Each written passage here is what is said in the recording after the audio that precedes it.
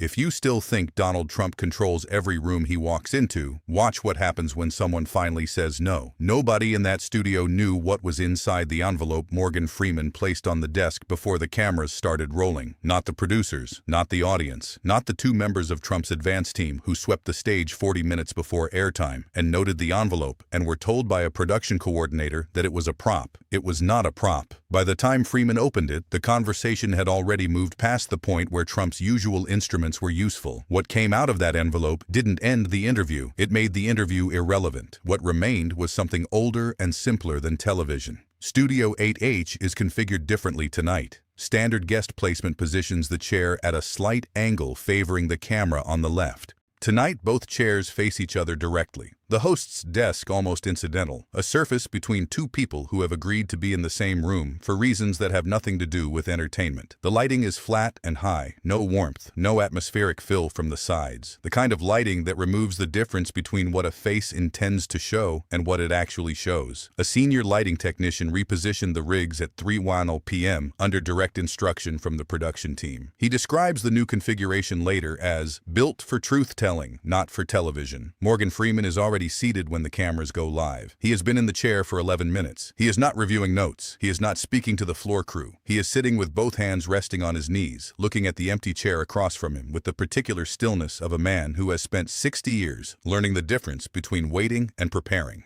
Tonight they are the same thing. Trump enters. The walk claims the room the way it always claims every room. Deliberate, heavy, each footfall a declaration of ownership. He pauses at the curtain's edge. Both hands move to his jacket front, smoothing it with a flat-palmed press, the gesture of someone confirming their own surface before an audience confirms it for them. He crosses to the chair. His body takes it, not sits in it, takes it, spreading wide, filling every available inch, the posture of territorial authority that has preceded him into every room for 4 decades. His eyes find Freeman's immediately. Freeman's eyes are already there, waiting, a long beat. Neither man breaks it. Trump speaks. "Morgan, I have to say, for a man your age, you still command a room. Diminishing returns at some point, obviously, but tonight, respectable." Freeman says nothing. He looks at Trump the way a geologist looks at a rock formation, not with judgment, not with feeling, but with the patience of someone reading information that has been there for a long time and isn't going anywhere. The ratings attack arrives in its familiar form. Trump cites his own viewership figures, specific events, specific months, specific numbers presented as established fact. He describes them in relation to the general trajectory of entertainment and cultural influence in a tone that frames diminishment as a law of physics rather than an opinion. His voice is comfortable. He has said these numbers before. A man in the 4th row crosses one leg over the other and looks at his shoe. The relevance attack constructs itself around the concept of legacy. Specifically, the difference between legacies that survive public scrutiny and those that require careful management to maintain their shape.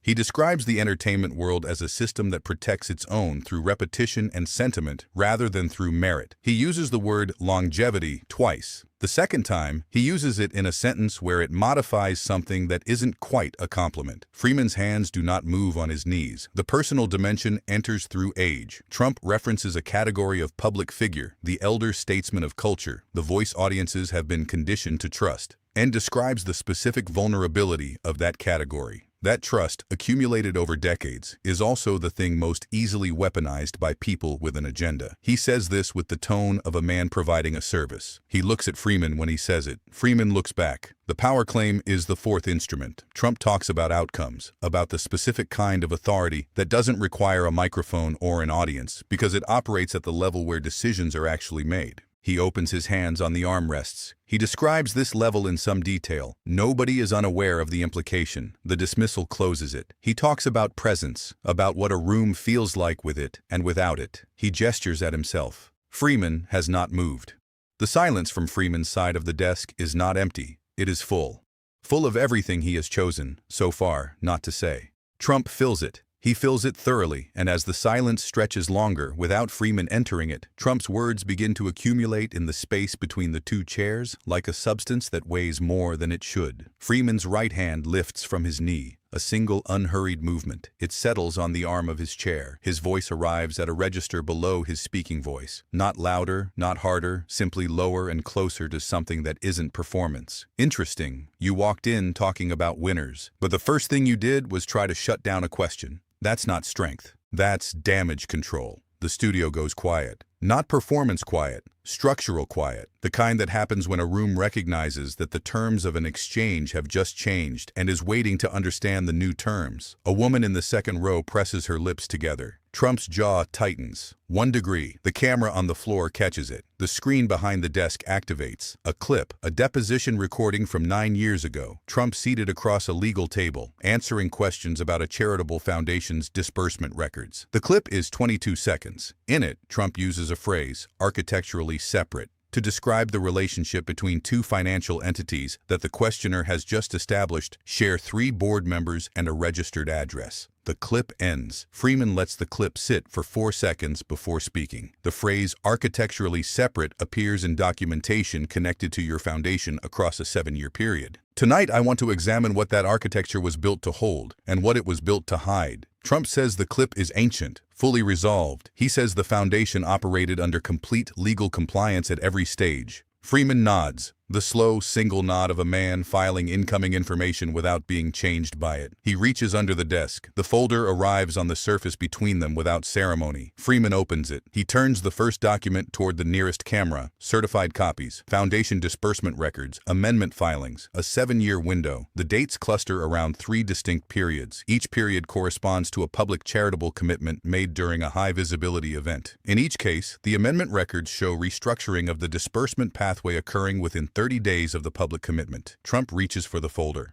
Freeman places 2 fingers on its corner, not aggressively, barely perceptibly, and the folder stays. Trump's hand withdraws. His hands return to his thighs. The migration is small. The camera records it from 2 angles. Trump says the documents are fabricated. Origin, opposition research. Freeman produces a certification document from a second independent source and places it beside the folder without speaking. He places them together the way you place 2 things that belong together, because the arrangement is the argument. The LED screen behind both chairs activates. A visual timeline, foundation commitments on the top line, amendment filing dates on the bottom line. The gap between commitment and restructuring in every case is between 18 and 31 days. The pattern runs across 7 years without a single exception. Freeman traces it left to right with 1 finger. Trump talks over it. Freeman's finger continues moving at the same pace it held before Trump started talking. Then the second screen comes on. The audio is from a private fundraiser, a hot microphone, an unguarded room. Trump's voice, 16 seconds. He uses the phrase architecturally separate again in a context that has nothing to do with legal advice. His tone is the tone of a man describing his own system to someone he trusts. The room receives the audio the way rooms receive information that confirms what they suspected but didn't want to confirm. A man in the front row sits very still, with his eyes fixed on the middle distance. A woman 3 rows back covers her mouth with 1 hand and leaves it there. Freeman places forensic verification documents, 2 laboratories independent, on top of the timeline folder. He does not explain them. He does not highlight them. He places them the way you place the last piece of a structure that was always going to end here. Trump's denial arrives, and Freeman lets it run its full course. Then he looks toward the door at the left side of the stage. It opens. The man who enters is compact, mid-60s, wearing a dark jacket with the slightly formal bearing of someone who spent a career inside institutions that required formality. He identifies himself as a former disbursement coordinator within the foundation's administrative structure. His testimony is procedural: dates, document codes, authorization chains. He names the specific classification used on the amendment filings, which matches the classification visible in the folder on the desk. He names the verbal instruction given at the initiation of each amendment cycle. He uses the exact phrase twice, each time in quotation marks delivered by his voice. Before Trump can begin his counter, the coordinator says, "Fear doesn't age well. It turns into something heavier, and I'm done carrying it." Trump's attack is immediate and structured: disgruntled, fired. Part of a coordinated legal operation. The coordinator stands in it the way a post stands in weather, not fighting it, simply remaining what it is. He says, "Everything I've described tonight is on record under oath with 2 separate oversight bodies. If it's incorrect, they'll say so." He exits through the door he entered. The second door opens. A woman, early 50s, measured. She stops at the edge of the full stage light. Former administrative assistant within the foundation's legal coordination arm. She has a non-disclosure agreement, she says. She describes the circumstances of signing it in 3 sentences, each one factual, none of them editorialized. When she reaches the 3rd sentence, her voice changes. Not breaking, shifting register, the way temperature changes at a specific altitude. Her throat moves before the next words come. A tear falls from her right eye. She does not wipe it. Her hands, clasped in front of her, press against each other until the knuckles go pale. Trump rises, halfway. His voice comes out at studio-filling volume. You signed that document. You made a legal commitment. You are in breach of a binding agreement right now, on camera, in front of millions of people. The woman holds Trump's gaze without expression for the duration. When he finishes, she says, "They didn't buy my silence. They rented it, and the lease just expired." The applause begins in the 8th row. One person, hands coming together slowly. Not the speed of entertainment response, the speed of something deliberate. 3 more people, then a full row. The sound moves through the studio in concentric, measured rings, building not to celebration, but to the weight of acknowledgement. The specific sound of a room that has been holding something and has been given a place, finally, to set it down. Freeman does not look at the audience. His eyes remain on Trump. The screen splits. On the left, domestic foundation records, the 7-year amendment pattern, the disbursement restructuring. On the right, records from a private financial management company registered in Luxembourg, documents obtained through a legal cross-border disclosure process. The Luxembourg company's operating period covers the same 7-year window. Its recorded transaction categories match the restructured disbursement pathways from the left side of the screen. The alignment is not approximate, it is exact. Freeman says, "This isn't coincidence. This isn't selective presentation. That's architecture, built to keep something standing that should have fallen a long time ago." The anchor word arrives for the 2nd time. It arrives with the weight of everything the first use prepared. A man in the 4th row drops his head into his hands, not in distress, in the specific private gesture of someone who has just watched something they will not be able to unknow. Trump's breathing is different, visible. The chest moving faster than it moved an hour ago. His hands have left his thighs and are gripping the armrests, not spreading across them with authority but holding them, the knuckles beginning to shift color. His posture has narrowed by degrees across the broadcast until the territorial spread of the first 10 minutes is a different physical fact from what the chair holds now.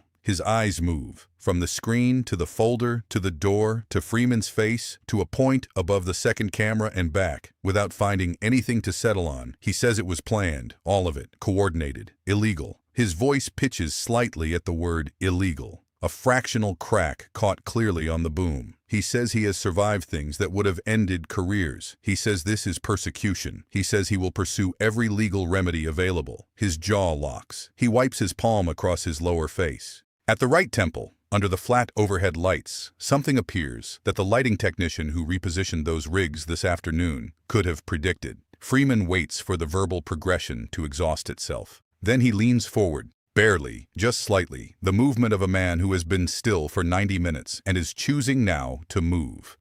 This started with your words. It ends with your silence, and your silence is the loudest thing in this room. Trump opens his mouth. Morgan Freeman looks at him with the particular patience of a man who has played every kind of person a human being can be, and recognizes, in the face across from him, something he has played before. A man who has run out of material and has not yet accepted it. Nothing comes out. The architecture, 40 years of it, every room, every camera, every audience calibrated to receive and amplify, is visible now for what it always was. Not a foundation, a surface. A surface that Morgan Freeman has spent the last 90 minutes, methodically and without heat, turning over. What is underneath it is on the screen and in the folder and in the testimony of 2 people who carried it for years and walked through 2 separate doors to set it down. Trump stands. He does not address Freeman. He does not address the host. He moves toward the backstage curtain at a pace that is no longer the walk that entered. His advance team, waiting in the corridor, steps forward. He moves through them without acknowledgement. A camera on the backstage feed captures the moment one aide reaches for Trump's arm, and Trump's arm moves away before contact. The aide stands in the corridor holding his own hand for 3 seconds before looking at his phone. Freeman remains in the chair. He closes the folder. He places one hand on top of it. He looks toward the studio audience for the first time since the broadcast began, and the expression on his face, held for 7 seconds before the cut, is not triumph or relief or satisfaction. It is the expression of a man who has been asking a question for a long time, in many different rooms, and has finally asked it in a room where the answer had nowhere left to go. Within 6 minutes, the clip of the NDA witness's final line is on 4 platforms. Within 19 minutes, the broadcast has been cut into 13 independent segments, each traveling at its own speed toward its own audience. The Luxembourg split screen reaches 5 million views before the East Coast broadcast ends. A senator's office releases a statement at 11:44 p.m. The statement is 3 sentences long and notable for what none of its 3 sentences address. 3 networks break into programming. Graphics teams rebuild the amendment timeline with independent annotations. One anchor replays Freeman's second use of architecture from the Foreign Files section and allows it 11 seconds of broadcast silence. A producer later describes the choice as the easiest editorial call of her career. Trump's counterposts begin at 12:07 a.m. 7 posts. First, 1 sentence, controlled. By the 4th, capital letters spreading through body text. By the 7th, punctuation dissolving, length tripling, the message expanding to fill a space that no single argument could occupy. Each post is placed in split screen beside its evidence layer within seconds. The composed voice, the unraveling voice. Nobody needs a caption. At 2:31 a.m. Eastern, a network news desk receives an encrypted message from a source identifying themselves as a compliance professional at the Luxembourg Financial Management Company. No name, no face, letterhead only. Verified against Public Business Registry records within 41 minutes. The message confirms the existence of transaction categories, matching the disbursement restructuring shown in the broadcast. It confirms the operating window. It closes with 1 sentence that runs on 3 morning broadcasts. What was kept separate was never separate. It was only kept quiet. Months later, no counterfiling has arrived. No lawsuit addressing the specific documents has been filed. People are still cross-referencing the amendment windows against public records, still watching the clip of Freeman's 11 seconds of silence after Trump's mouth closed and nothing came out, still sharing it with the same question. What does power look like the moment it stops working? The footage has the answer. After everything you just saw, ask yourself one thing. What else has been hiding behind the noise? Subscribe and turn on notifications, because this story isn't over. It's just getting started.